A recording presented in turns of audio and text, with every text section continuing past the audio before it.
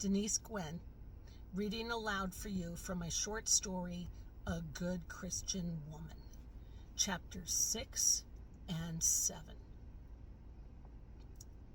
I took the train back to Swan Falls during the Christmas break, and Mama and I busied ourselves with preparing the house for the swarm of relatives who'd be arriving over the next several days.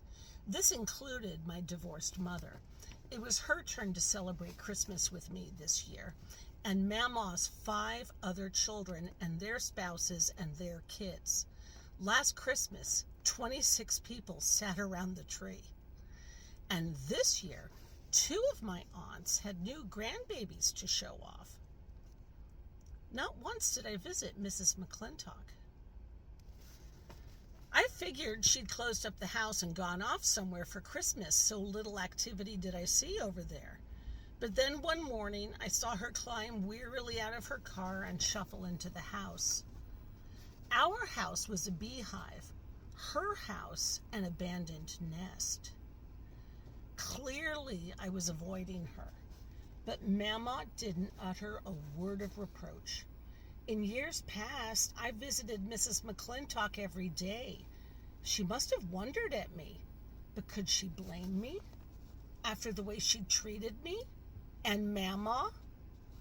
The neighborhood kids and I had always thought of her and her husband Ralph as a sum total, the McClintocks, and I'd simply accepted it as given that they were an old childless couple. Why didn't it ever occur to me to wonder at that? Chapter 7. Ben had to finish a term paper, so he took the train down to Swan Falls a few days after me. Papa and Mama and I picked him up from the station. I was so excited to see him. I jumped all over him in the back seat, kissing and hugging and loving on him. "Easy there," Papa joked. "She's just like me," Mama said proudly. How convenient was it that I'd happened to fall in love with a boy whose grandparents lived in Swan Falls too? I marveled at that when I learned of our connection. And yet we'd not known one another growing up. His parents lived on the other side of the river. That first night back, Ben got us a hotel room. When I told Mama not to expect me that evening, her only response was, "Make sure you pack rubbers." Mama's way cooler than my mother. Ben took me to a low-budget motel, the Drake. Broke students and all.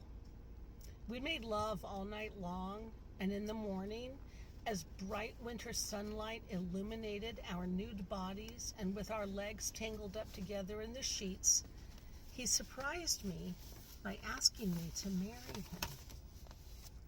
I surprised myself by saying yes.